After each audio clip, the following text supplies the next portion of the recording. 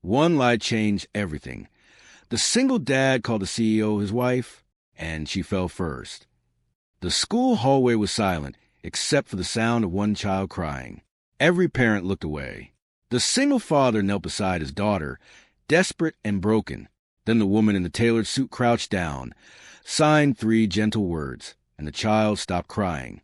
He watched her. Something shifted. Something dangerous. Please like, share, and subscribe.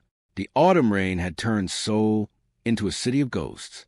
Fog clung to the glass towers of Gangnam like morning veils, blurring the line between sky and steel. Inside the Prestige International Academy, the most exclusive private school in South Korea, the air smelled of polished wood, old money, and quiet cruelty.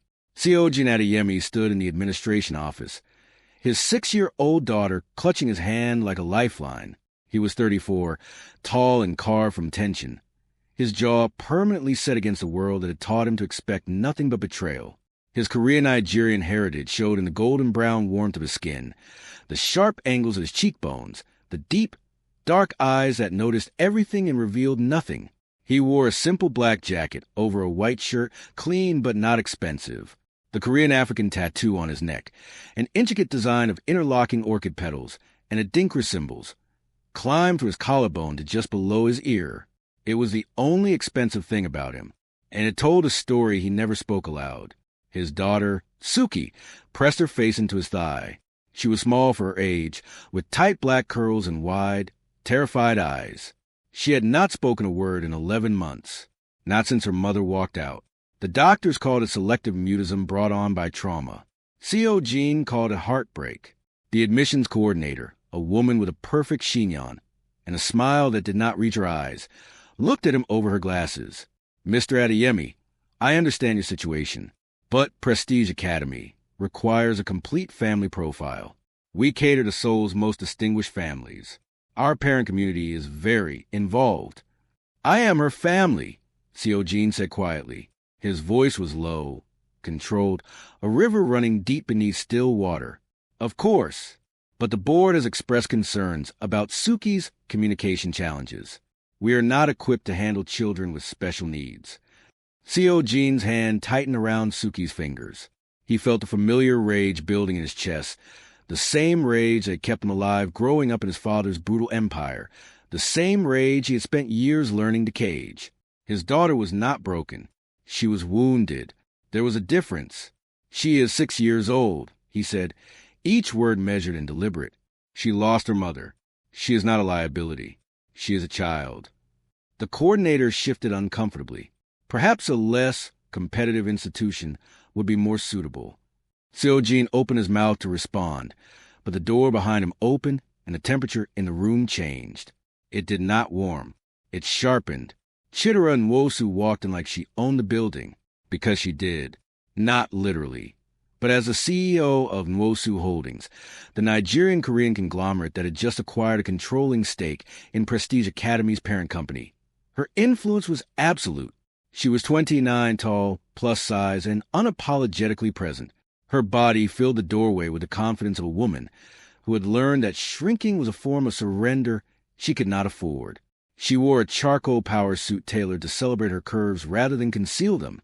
Her braids were swept into an elegant updo, gold cuffs adorning her wrists. Her skin was deep mahogany, luminous under the fluorescent lights. She carried a leather portfolio and the quiet authority of someone who had clawed her way from the streets of Lagos to the boardrooms of Seoul. She did not announce herself. She simply entered, and the coordinator stood up so fast her chair rolled into the wall. Ms. Nwosu, we were not expecting you until Thursday. I rearranged my schedule, Chitara said, her voice smooth, British accented from her years at Oxford, with a warm Nigerian undertone that softened the edges. I wanted to observe the enrollment process firsthand. Her eyes swept the room and landed on a man standing by the desk. She took in the tattoo, the tension in his shoulders, the protective way his hand covered his daughter's. Then she looked down. Suki was staring at her, not with fear, not with the blank, dissociated gaze she usually wore. Suki was staring at Chitara with raw, desperate curiosity, the way a drowning person stares at the surface of the water. Chitara's expression shifted. The corporate mask softened almost imperceptibly. She crouched down, lowering herself to Suki's eye level with a grace that defied her heels. She did not speak. Instead, her hands moved, gentle, fluid, precise. She signed 3 words in Korean Sign Language. "You are safe." The room went still. The coordinator's mouth fell open. She had never seen the CEO of a billion-dollar company kneel on a school floor. She had certainly never seen anyone sign to a child in this building. Suki's eyes widened. Her lower lip trembled. Then, slowly, hesitantly, her small hands lifted. She signed back. "My name is Suki." Chitara smiled. It was not a corporate smile. It was real, warm, and devastating. She signed back. "That is a beautiful name. I am Chitara. Are you here to learn new things?" Suki nodded, and for the first time in 11 months, the ghost of a smile flickered across her face. Seo Jin watched this exchange with his lungs frozen. He had spent nearly a year trying to reach his daughter. Specialists, therapists, medication consultations. Nothing had worked. And now, a stranger in a tailored suit had crouched on a school floor and broken through Suki's silence in 30 seconds. He did not know what he felt. Gratitude, awe, and something else. Something hot and possessive and deeply unsettling that coiled in his chest like smoke. Chitara rose to her full height and turned to the coordinator. "Enroll the child immediately. Ms. Nwosu, the board requires a complete family profile and—" "I am the board," Chitara said, her voice dropping to a register that could cut glass. "Enroll her. Assign a KSL interpreter to her classroom. And if I hear that any member of the staff has referred to a traumatized child as a liability again, I will restructure this entire administration before Friday. Are we clear?" The coordinator nodded rapidly, her face drained of color. Chitara turned back to Seo Jin. Their eyes met for first time at full height. He was taller than her, even in her heels. His gaze was intense, unreadable, a dark ocean with dangerous currents. The tattoo on his neck seemed to pulse with his heartbeat. "Thank you," he said simply. "Do not thank me," she replied, her voice softer now, meant only for him. "She deserves to be here. Every child does." She looked at Suki one more time, signing goodbye with a small wave, then turned and walked out. Her heels clicked against the marble like a heartbeat fading into the distance. Seo Jin watched her go. He memorized the rhythm of her walk, the way her braids caught the light, the scent she left behind. Something between jasmine and authority. He did not know her name yet. He did not know she controlled an empire. He only knew that she had seen his daughter when everyone else had looked through her, and that made her the most dangerous person he had ever encountered. Later that evening, Seo Jin sat on the floor of his small apartment in Maple-gu, watching Suki eat her rice and stew with quiet concentration. The apartment was clean but sparse. A single father's sanctuary. No photographs on the walls. No warmth beyond the bare necessities. He had sold everything of value months ago to afford the academy's enrollment deposit. His phone buzzed. A message from an unknown number. "Mr. Adeyemi, this is the Prestige Academy Admissions Office. We require the emergency contact for Suki's maternal guardian. Please provide your wife's details by Friday." Seo Jin stared at the screen. His wife, his ex-wife, Yuna, had left Seoul 14 months ago without a forwarding address. She had not called. She had not written. She had simply vanished, leaving behind a 6-year-old who stopped speaking and a man who stopped believing. He had no wife, but the academy demanded one. He thought of the coordinator's pinched face, the judgment, the way she had said special needs like it was a disease. If they discovered he was a single father with no maternal figure, no social standing, and no connections, they would revoke Suki's enrollment in a heartbeat. Then he thought of the woman, Chitara, the way she had signed to Suki, the way the school had bent to her will, the way Suki had smiled. A reckless, desperate idea formed in his mind. The next morning, Seo Jin arrived at the academy for the parent orientation.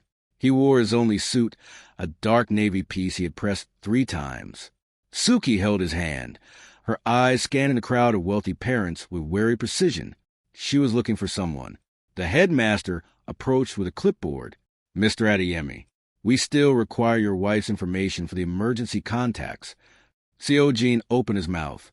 The lie came out smooth and quiet, delivered with the same deadly calm that had once made him dangerous in his father's world. My wife is Chitterin Wosu. The headmaster blinked. The Chitterin Wosu? The CEO. Yes, Seo-jin said, his face revealing nothing. She prefers to keep our private life separate from her business. I trust you will respect that. The headmaster practically bowed. Of course, Mr. Adeyemi. We had no idea. Please, let me personally escort you and Suki to the welcome reception.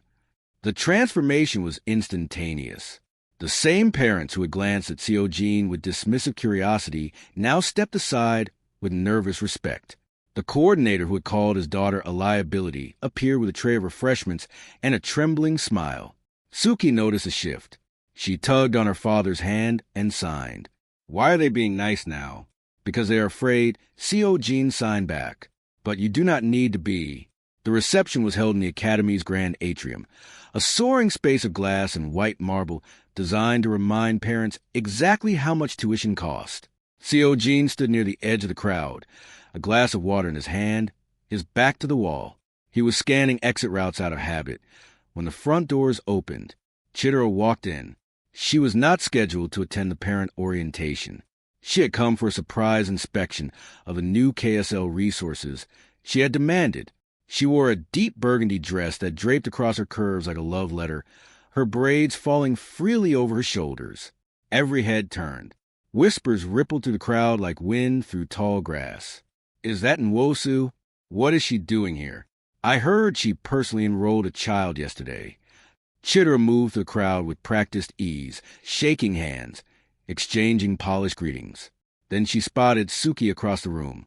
The little girl was sitting alone on a bench, her legs swinging, watching the other children play with the resigned patience of someone used to exclusion. Chitara crossed the room and sat beside her. She signed. Hello again, Suki. Do you remember me? Suki's face lit up. She nodded frantically and signed back. You are the lady who talks with her hands. Chitara laughed softly. So do you. That makes us special. From across the atrium, the headmaster approached Seo-jin with a knowing smile. Your wife is wonderful with children, Mr. Adeyemi. You are a very fortunate man. Seo-jin's stomach dropped. He had not anticipated this. Chitara was here. The headmaster believed a lie, and in approximately 30 seconds, one of the most powerful women in Seoul was going to discover that a stranger had claimed her as his wife. Before he could intercept, the headmaster walked directly to Chitara. Mrs. Adeyemi, what a pleasure to finally meet you in a personal capacity. Your husband mentioned you prefer to keep your family life private, but we are honored to have you both in our community. Chitara's hand froze mid-sign. She looked up at the headmaster. Then her eyes tracked across the room, finding Seo-jin with precision of a heat-seeking missile. Their gazes collided. His face was carefully blank, but she could see the tension in his jaw, the rapid pulse at his throat where the orchid tattoo marked his skin. He was not arrogant. He was terrified. Chitara's mind raced. She should correct this immediately. She should embarrass him publicly. She should have security escort him out. She was a CEO. She did not tolerate liars. But then Suki tugged on her sleeve. The little girl signed something that shattered every logical objection in Chitara's mind. Are you going to be my mommy now? Chitara looked down at those wide, hopeful eyes. She looked at the father across the room, a man who had clearly lied out of desperation rather than malice. She thought of how the school had treated him yesterday, how they had treated his daughter. She understood, with the bone-deep clarity of a woman who had been dismissed and underestimated her entire life, exactly what had driven him to this reckless act. She turned back to the headmaster and smiled. It was her boardroom smile, the one that preceded hostile takeovers. My husband is a private man, she said smoothly. I appreciate your discretion. The headmaster beamed and retreated. Chitara did not look at Seo-jin again. She continued signing with Suki for another 10 minutes, her composure flawless. But when she finally stood and walked toward the exit, she paused beside him without turning her head. My office. Tomorrow. 9 a.m. sharp, she murmured, her voice low enough that only he could hear. and bring a very, very good explanation. She walked out, leaving behind the scent of jasmine and the unmistakable promise of consequences. Seo Jin exhaled. His hands were shaking. He had just lied to the most powerful woman in Seoul, and she had covered for him. The question burning through his mind was not why she had done it. It was what she would demand in return. That night, Seo Jin could not sleep. He sat on the edge of his bed, staring at the city lights through his narrow window. His phone showed a single browser tab. Chitra Nwosu, CEO of Nwosu Holdings. Forbes profile. Net worth in the billions. Philanthropist. Known for her ruthless business acumen and her refusal to conform to beauty standards in the Korean corporate world.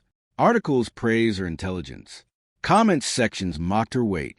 He closed the phone. She had been mocked the same way his daughter was dismissed. The same way he had been overlooked his entire adult life. The connection settled in his chest like a stone dropping into still water. Meanwhile, across the city in the penthouse suite of the Nwosu Tower, Chitra stood before her floor-to-ceiling windows, a glass of red wine untouched in her hand. The city stretched below her, obedient and glittering. She had everything: wealth, power, influence, and she went home every night to silence. She thought about the man with the tattoo, the way he had knelt beside his daughter with such desperate tenderness, the way his lie had been delivered not with arrogance but with the quiet shame of a father who had run out of options, the way his eyes had found hers across that crowded room, dark and drowning and impossibly honest despite the dishonesty of his words. She should destroy him. She had destroyed men for less. Instead, she picked up her phone and called her assistant. Pull everything you can find on Seo Jin Adeyemi. Family background, financial records, criminal history, everything. How far back, ma'am? Chitra took a slow sip of wine. All the way. The next morning, Seo Jin arrived at Nwosu Tower at 8:45. The building was a monument to ambition. 62 stories of black glass and chrome that pierced the Seoul skyline like a blade. He wore his Navy suit again. He had nothing else. The security team at the lobby desk studied his tattoo with open suspicion. 59th floor. The guard said finally, handing him a visitor badge. She is expecting you. The elevator ride felt like ascending to a tribunal.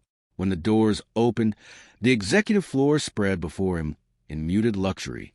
Dark wood, soft lighting, the subtle scent of expensive leather. A young assistant in a pristine suit gestured toward a set of towering double doors. Ms. Nwosu will see you now. Seo Jin stepped inside. Chitra's office was vast, dominated by a mahogany desk the size of a small country and a panoramic view of Seoul that made the city look like a circuit board. She stood behind the desk, her back to him, silhouetted against the gray morning light. She wore a black turtleneck tucked into high-waisted trousers, her braids pulled back in a sleek ponytail. The gold cuffs on her wrists caught the light as she turned. She did not invite him to sit. "Close the door," she said. He did. Silence stretched between them, thick and charged. She studied him the way she studied quarterly reports, with precision, with patience, with the understanding that the numbers would eventually reveal the truth. "You told the headmaster of Prestige Academy that I am your wife," she said. It was not a question. "I did." "Why?" Seo Jin met her gaze without flinching. "Because without a name like yours, my daughter would have been expelled before her first class. Because the world you and I both live in punishes people who do not fit. Suki does not fit. I do not fit. But when they heard your name, the doors opened. So you used me." "I borrowed your power," he corrected quietly, "because mine was not enough." Chitra tilted her head. The honesty in his voice was disarming. She had expected defensiveness, excuses, perhaps even charm. Instead, she got raw, unvarnished truth delivered with the same lethal calm she had witnessed the day before. "I could end you," she said softly. "One phone call. Your daughter removed from the school. Your name blacklisted from every institution in Seoul. Do you understand that?" "I do." "And you came anyway." "I would walk into any fire for her," he said simply. "Even yours." Something flickered behind Chitra's eyes. She walked around the desk, closing the distance between them. She was shorter without her heels, but her presence filled the room like a force of nature. She stopped 3 feet from him. "I read your file," she said. "You grew up in a crime dynasty between Seoul and Lagos. Your father was Khalid Adeyemi, the man they called the Black Orchid. You were his heir." C.O. Jean's jaw tightened. You walked away at 24, took nothing, disappeared into civilian life, raised your daughter alone after your wife abandoned you both. You work as a private security consultant for corporations that do not know your real name. She paused. "You are broke, brilliant, and dangerous." "I am a father," he said. "That is all I am now." "No," Chitara whispered, stepping closer. "That is what you tell yourself to sleep at night." The proximity was electric. She could see the orchid tattoo in exquisite detail now. The petals climbing his neck, the Adinkra symbols woven between the stems. She could smell him. Something clean and warm, like rain on dark earth. Her pulse quickened, and she hated herself for it. "Here's what is going to happen," she said, her voice steady despite the heat building behind her ribs. "You started this lie. I am going to use it. I have spent 3 years building my reputation in Seoul, while this city mocks my body, questions my authority, and waits for me to fail. A public marriage, even a fake one, gives me social credibility that my money alone cannot buy." C.O. Jean blinked. "You want to continue to lie?" "I want a contract," she said. 6 months. You play the role of my husband in public. I provide Suki's education, housing, and medical support. You protect my image. I protect your daughter. At the end of 6 months, we stage a quiet, civilized separation. And if someone discovers the truth, then we both burn, she said. But I am very good at not burning. C.O. Jean studied her face. The confidence was real, but beneath it, he saw something else. Loneliness. The kind that lived in the bones of people who had been strong for too long. He recognized it because it lived in his own. "I have one condition," he said. "You are not in a position to have conditions. My daughter comes first. Always. In every scenario. If this arrangement threatens her in any way, I walk. No contract. No negotiation. I disappear, and you will not find me." Chitara's lips parted slightly.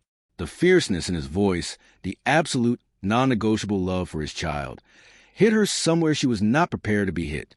She had built a career on leverage and control. But this man's loyalty to his daughter was something money could not buy and power could not break. "Agreed," she said softly. They shook hands. His palm was warm and calloused. Hers was smooth and steady. The contact lasted 3 seconds too long. When they released, neither acknowledged the electricity that had passed between them. "We begin tonight," Chitara said, turning back to her desk. "There is a charity gala at the Shilla Hotel. You will attend as my husband. My stylist will deliver a suit to your apartment by 4. Do not be late."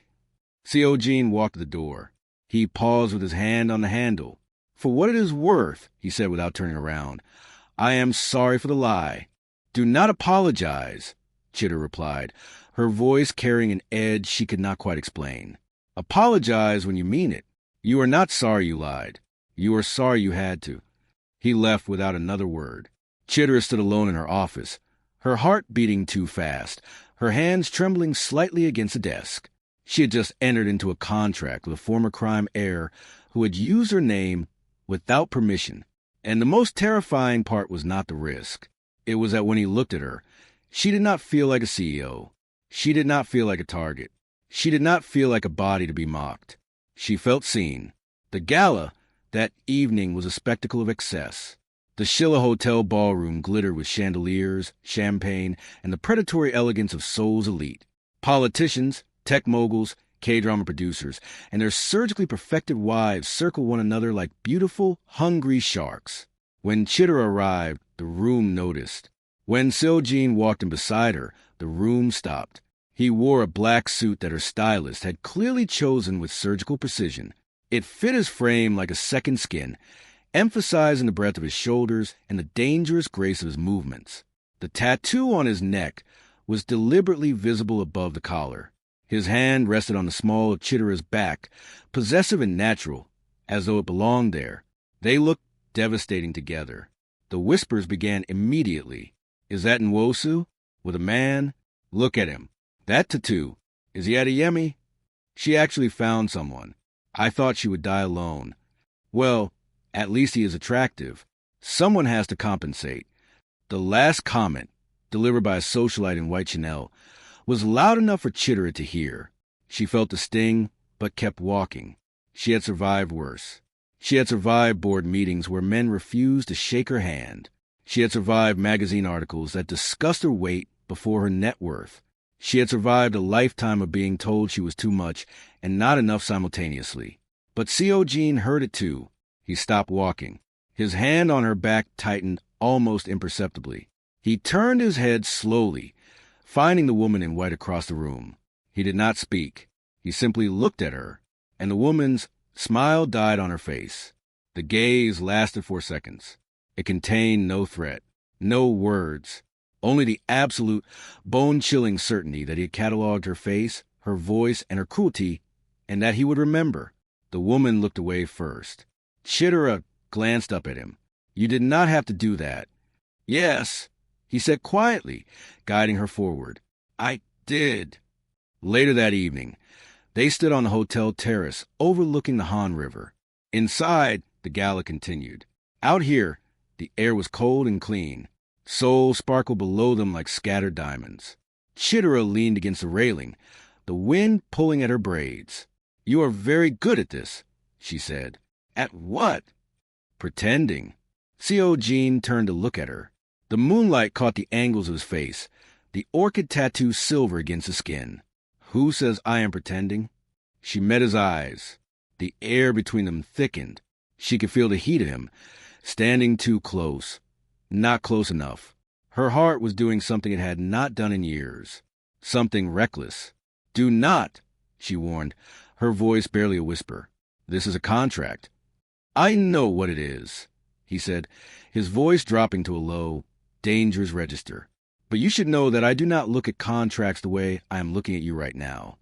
Chitara's breath caught. She stepped back, breaking the spell. We should go inside. She walked away, and he let her go. But his eyes followed her, dark and hungry and patient. The orchid tattoo on his wrist seemed to burn in the cold night air. He was falling. He knew it. And the most dangerous part was that he did not want to stop. Meanwhile, inside the gala, a man watched them from across the ballroom. Kwon Tae-sun, a rival investor who had been trying to acquire Nwosu Holdings for 2 years, lowered his champagne glass with a cold, calculating smile. So the queen has found a king, he murmured to his associate. How interesting. Find out everything about Adeyemi. Everything. If that marriage is real, I want to know, and if it is not... He let the sentence hang, unfinished and venomous. Across the terrace, Seo-jin felt the weight of unfamiliar eyes. He turned, scanning the ballroom through the glass doors. His gaze locked onto Kwon Tae-sun for a fraction of a second. The hairs on the back of his neck stood up. He recognized the look. He had seen it in his father's world 1,000 times. The look of a man who had just found a crack in someone's armor. The next 2 weeks passed in a carefully choreographed performance. Chitara and Seo-jin appeared together at 3 public events, each one more convincing than the last. Her PR team leaked tasteful photographs. His quiet, protective presence beside her became the subject of fascinated speculation across Seoul's social media. But the real transformation happened at home. Chitara had arranged for Seo-jin and Suki to move into the guest wing of her penthouse, maintaining separate quarters for propriety, but sharing common spaces for Suki's comfort. The first morning, Chitara walked into the kitchen to find Suki sitting at the counter, drawing with crayons. The little girl looked up and signed. Good morning, Chitara. Chitara's heart cracked open. She signed back. Good morning, beautiful girl. What are you drawing? Suki held up the paper. It was a crayon portrait of 3 figures. A tall man with a mark on his neck, a woman with braids, and a small girl between them, holding both their hands. A family. Chitara stared at the drawing, her vision blurred. She blinked rapidly, refusing to cry in front of the child, but the ache in her chest was enormous. She had spent her entire adult life building an empire to prove she was enough, and this 6-year-old with a box of crayons and a broken heart had just shown her everything she was missing. Seo Jin appeared in the doorway, freshly showered, the tattoo on his collarbone visible above the open collar of his shirt. He saw the drawing. He saw Chitara's face. And for the first time since they met, his composure wavered. Their eyes met over his daughter's head. The look they shared was not contractual. It was not strategic. It was two lonely people recognizing each other in the dark. She drew us, Chitara whispered.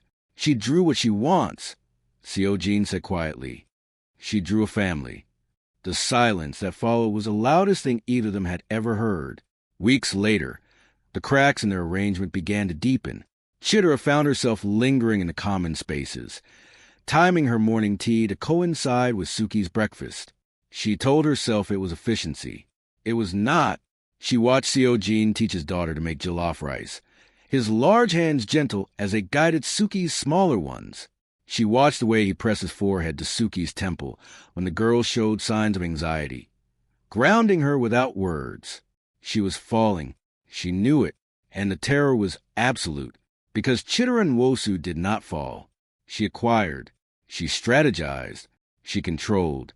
Love was a variable she had removed from the equation years ago, after her own mother had chosen a violent husband over her daughter's safety, after the first man she had loved in university had told her he would marry her if she lost weight, after the second had stolen her startup idea and sold it to her competitors. She had built walls so high that even she had forgotten the door. But Seo Jin was not climbing her walls. He was simply existing on the other side of them, quiet and patient and devastatingly real, and the walls were crumbling on their own. One evening, after putting Suki to bed, Seo Jin found Chitara in her home office, her head resting against the back of her chair, her eyes closed. She looked exhausted. The gold cuffs were gone. Her braids were loose around her shoulders. Without her armor, she looked younger, softer, heartbreakingly human. "You should sleep," he said from the doorway. "I have a board meeting at 7 a.m. You have circles under your eyes." Flattering. He stepped into the room. "I am not trying to flatter you. I am trying to take care of you." Her eyes opened. "I do not need taking care of." "Everyone needs taking care of," he said, his voice dropping. He was closer now, 3 feet, 2, even queens. "I am not a queen. I am a CEO." "You are both," he said, "and you are also tired and lonely and too stubborn to admit that this arrangement stopped being an arrangement weeks ago." The words hit her like a physical blow. She stood, her chair rolling backward. They were face to face now, the desk no longer between them. She could see every detail of his tattoo, every line on his face, every shade of emotion in his dark eyes. "Do not do this," she whispered. "We have a contract." "Tear it up," he said. "If this is real, then the lie becomes fraud. Your daughter could be taken from the school. You could lose custody if they investigate. I could lose my company." "I know the risks," he said. "Then why are you still standing here?" He reached out. His fingers brushed the gold cuff she had forgotten to remove from her left wrist, the one she wore like a shield. He turned her wrist gently, exposing her pulse point. He could feel her heart racing beneath his thumb. "Because for the first time in my life," he murmured, "the risk is worth it." Chitara's resolve crumbled. A tear escaped, tracking down her cheek. She had not cried in 4 years. She had told herself tears were a luxury she could not afford.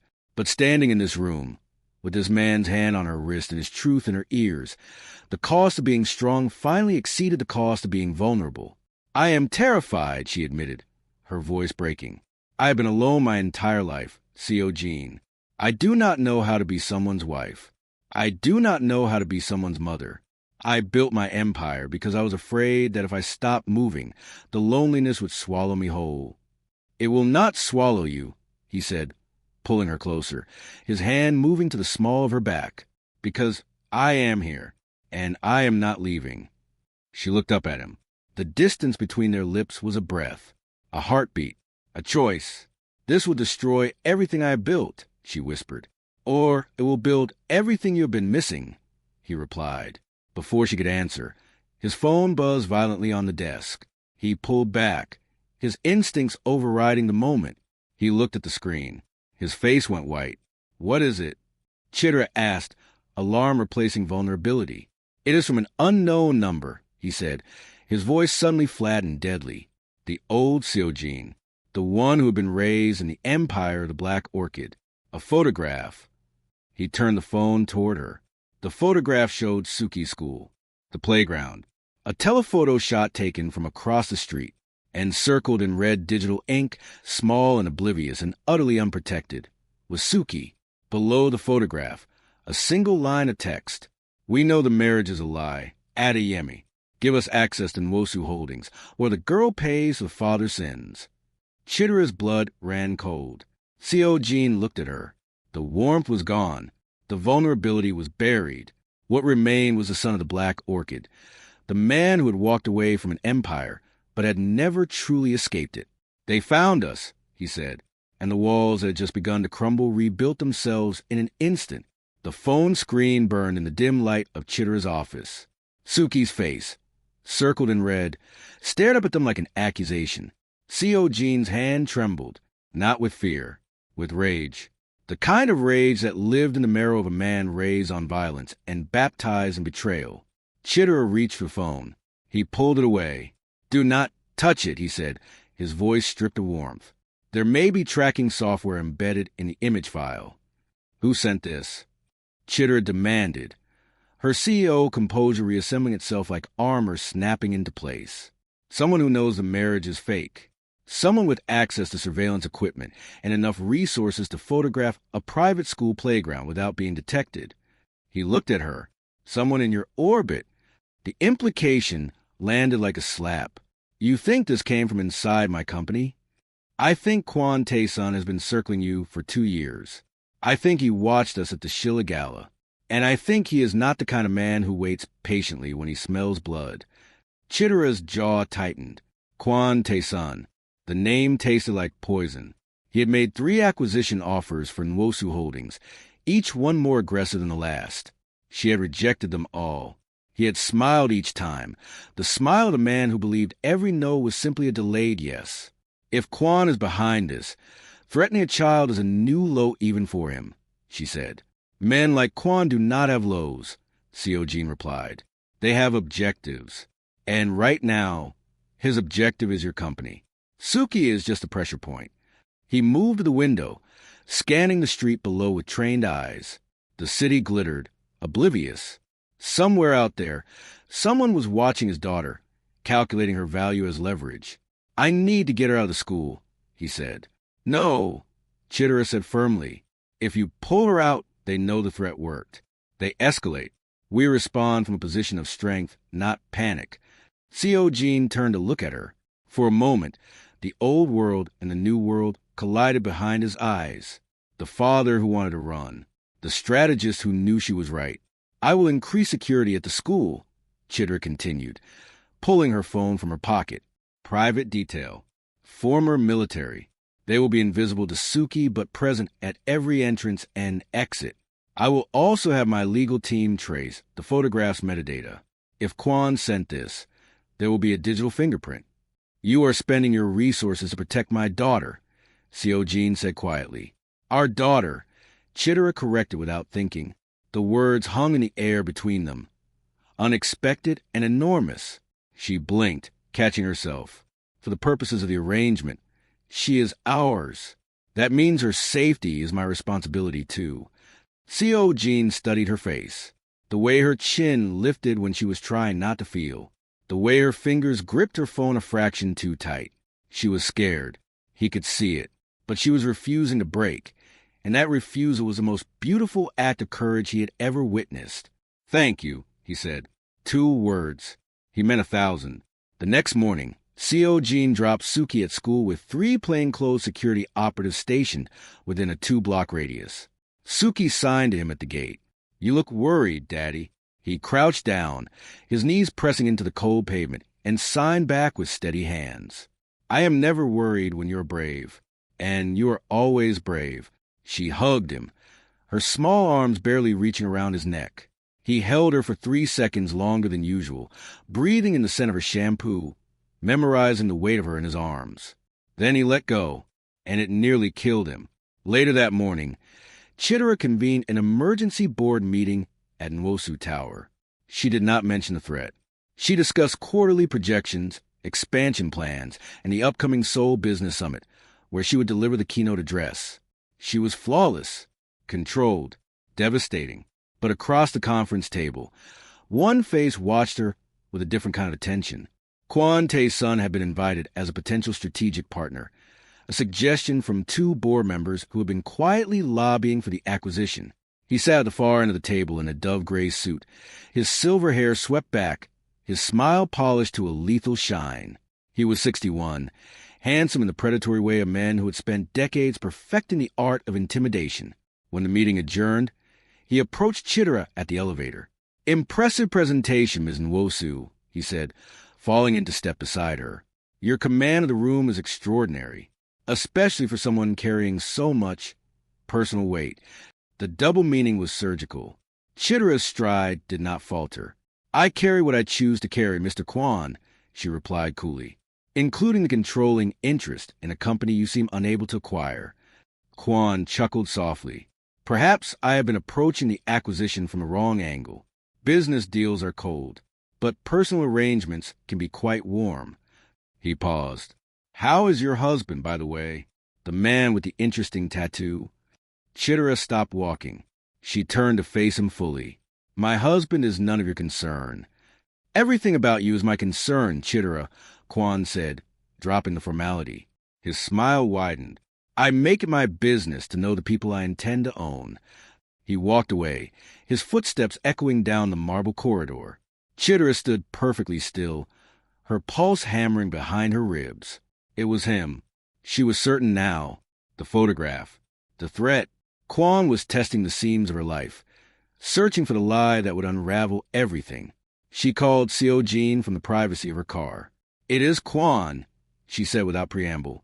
He all but admitted it. "Then we end him," Seo-jin said. "We cannot. He has connections to half the National Assembly. If we move against him without proof, we hand him the narrative. He becomes a victim. I become the paranoid CEO who weaponized a fake marriage. So we get proof." "How?" Silence on the line. Then Seo-jin spoke with a quiet precision that reminded her exactly who he used to be. "The Seoul Business Summit. Kwon will be there. So will every major player in the region. I know how men like him operate. He will not resist the opportunity to gloat. We give him space to make a mistake. And when he does, we record everything. That is dangerous. Everything about us is dangerous," he said. "That has not stopped us yet." The days before the summit passed in escalating tension. Chitara and Seo-jin operated as a unit, their professional coordination seamless, but their personal boundary increasingly fragile. They shared meals with Suki. They reviewed security protocols together in the evenings. They existed in a state of charged proximity that neither acknowledged and neither could escape.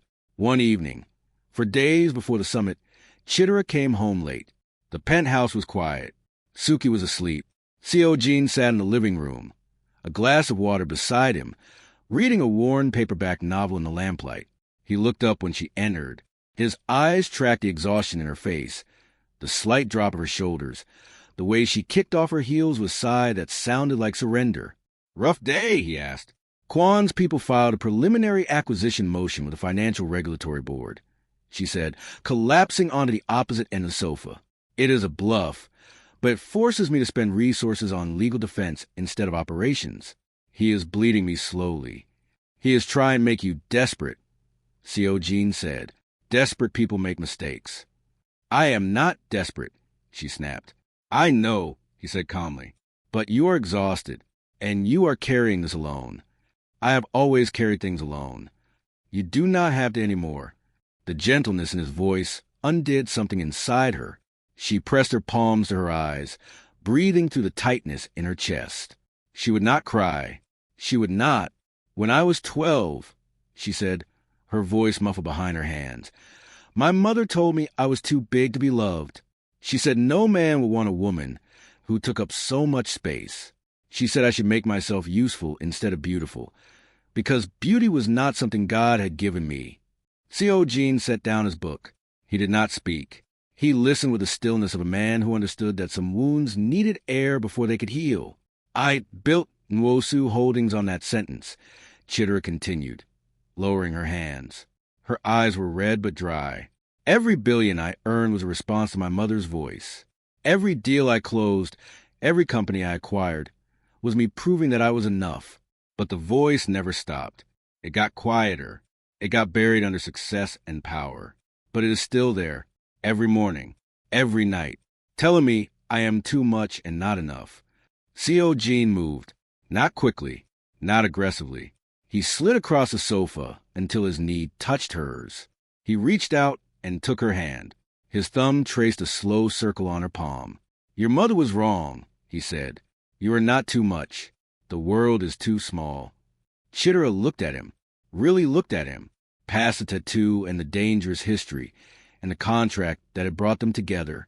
She saw a man who washed his daughter's hair with infinite patience, a man who pressed his forehead to a child's temple to absorb her anxiety, a man who had walked away from an empire because love mattered more than power. I did not plan this, she whispered. Neither did I. The contract says 6 months.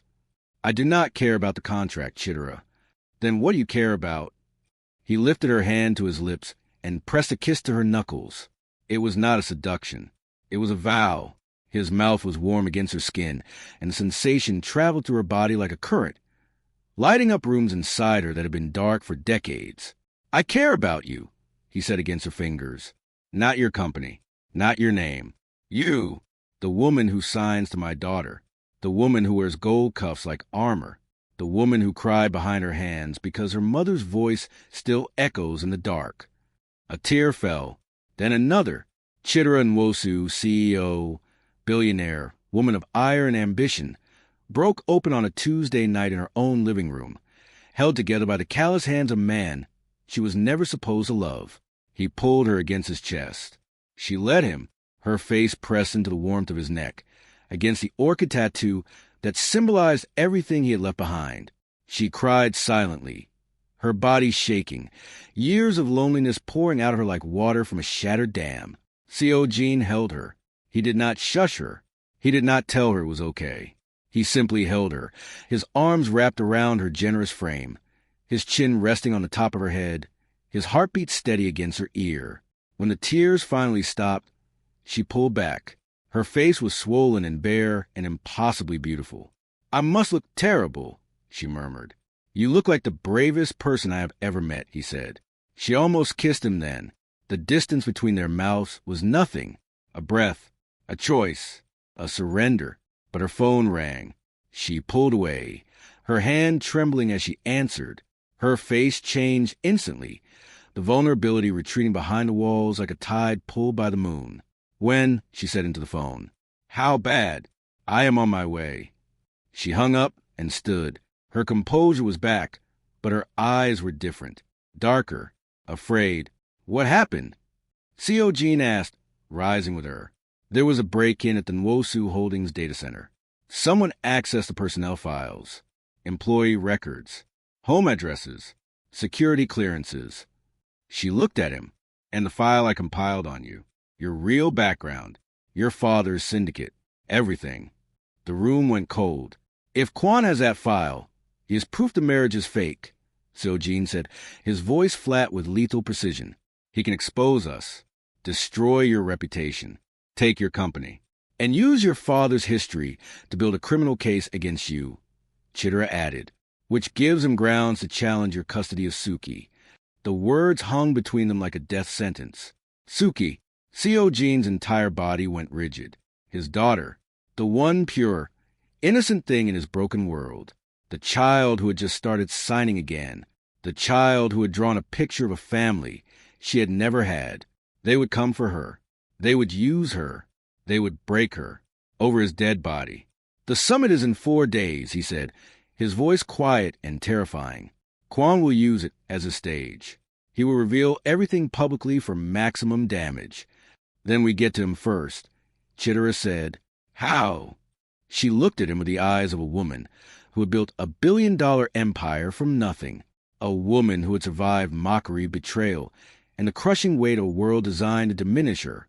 "We stop pretending," she said. "We stop performing. We walk into that summit as exactly what we are, a CEO who chose love over safety, a father who chose truth over power. If they want a spectacle, we give them one. But on our terms. That means admitting the marriage was a lie. Yes, that means destroying your credibility. My credibility is not in my marital status, C.O. Gene. It is in my work. It is in my integrity. And integrity means telling the truth, even when the truth is terrifying." He stared at her. This woman, this magnificent, stubborn, courageous woman who refused to shrink for anyone. "If we do this," he said slowly, "I want to do it right." "What do you mean?" He stepped forward. He took both her hands in his. The orchid tattoo on his wrist pressed against her pulse. His eyes held hers with an intensity that stole the air from the room.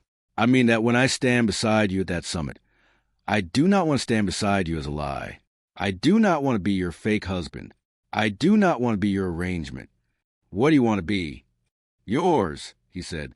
"For real, in every way that matters." Chitter's breath caught.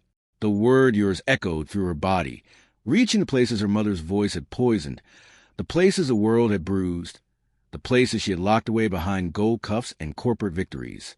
"So, Gene, I know the timing is wrong. I know the world is falling apart. I know Quan is coming for us, and everything we have built is standing on a lie." He lifted her hands to his chest, pressing them flat against his heart. "But this is not a lie. The way I feel when you signed my daughter is not a lie. The way I cannot breathe when you walk into a room is not a lie. The way I would burn this entire city to keep you safe is not a lie." She was crying again, but these were different tears.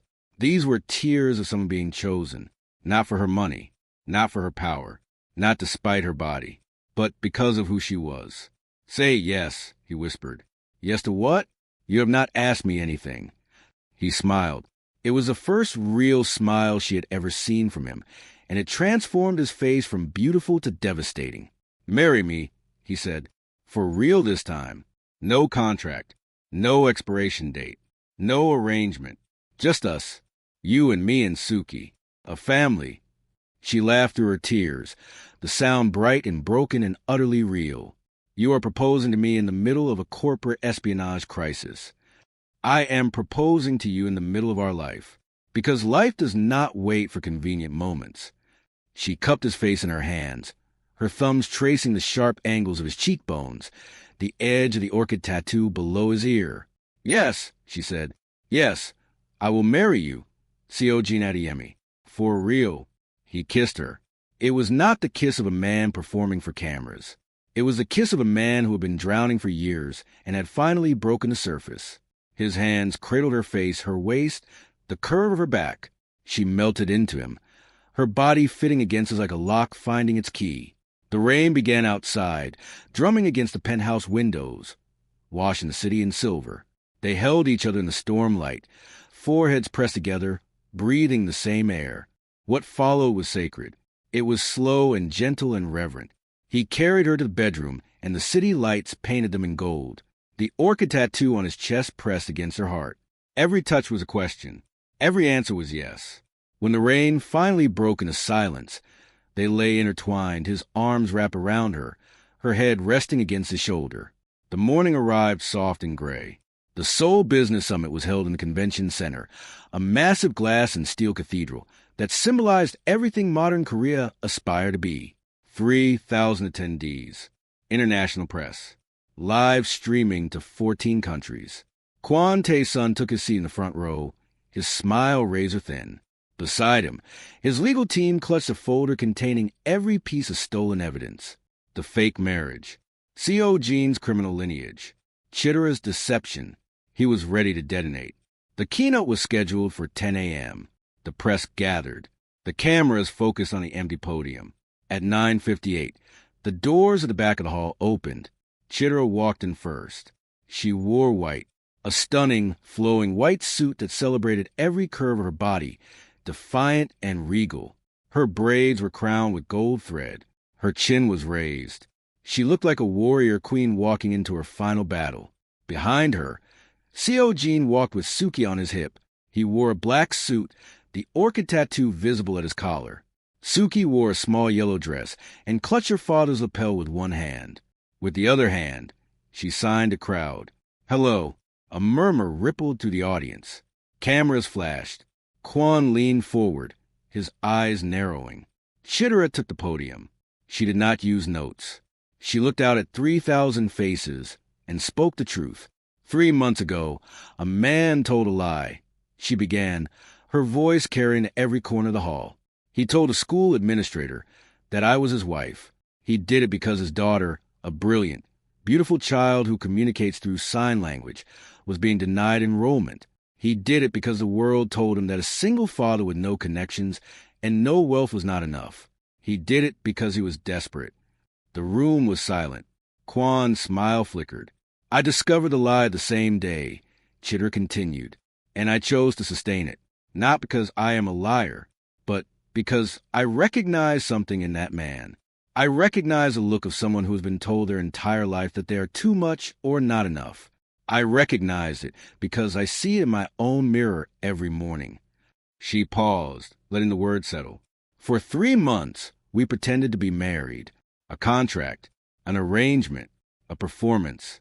But somewhere between the boardrooms and the bedtime stories, the performance became real, and I fell in love, not with his name, not with his history, with the man who presses his forehead to his daughter's temple when she is scared, the man who memorizes how I take my tea, the man who told me I am not too much, that the world is simply too small." She turned to look at Seo-jin. He stood at the edge of the stage, Suki in his arms, his eyes shining with unshed tears.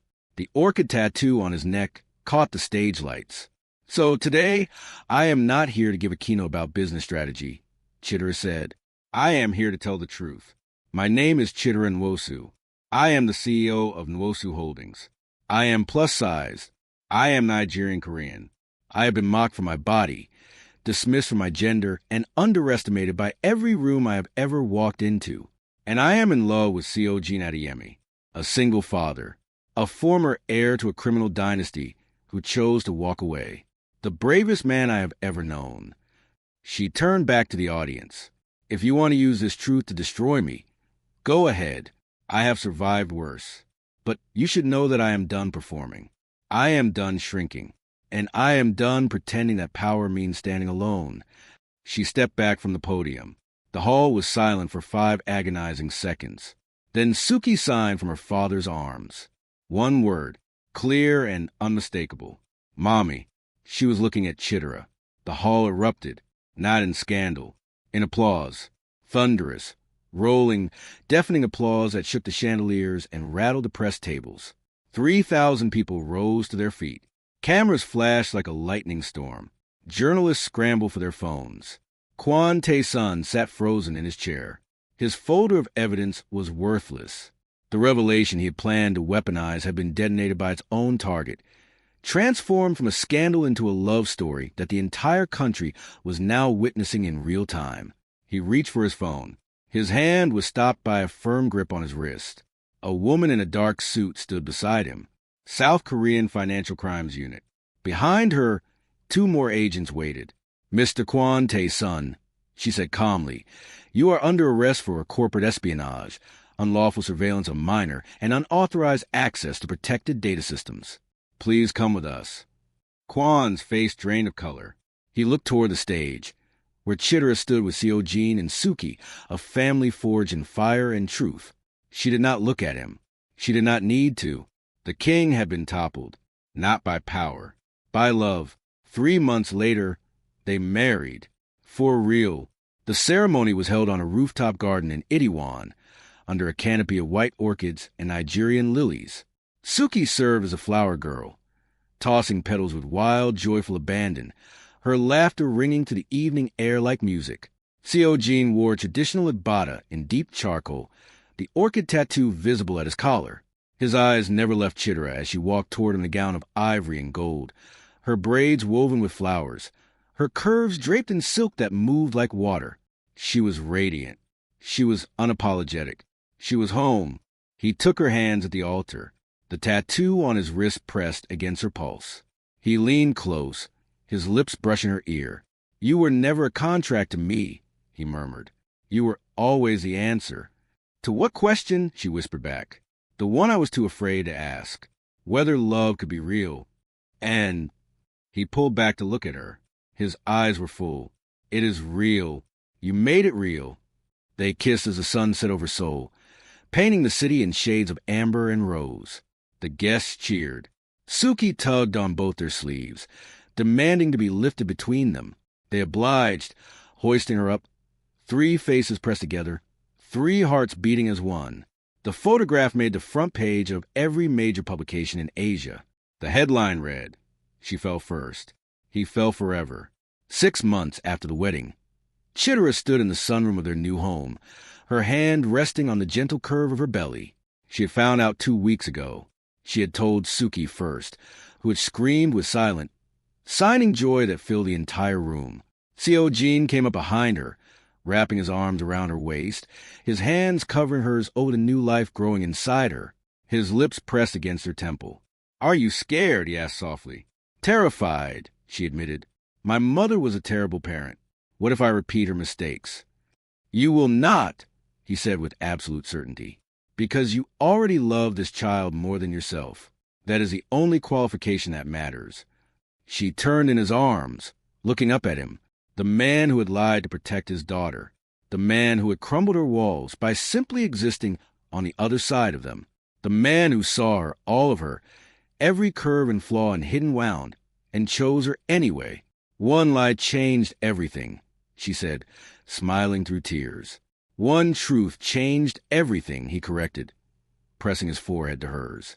"The truth that you were worth fighting for." Outside, the cherry blossoms were falling like confetti across Seoul. Inside, Suki practiced her cello in the next room, the notes drifting through the house like a lullaby. And in the quiet space between 2 heartbeats, a family held each other, healed and whole and unafraid.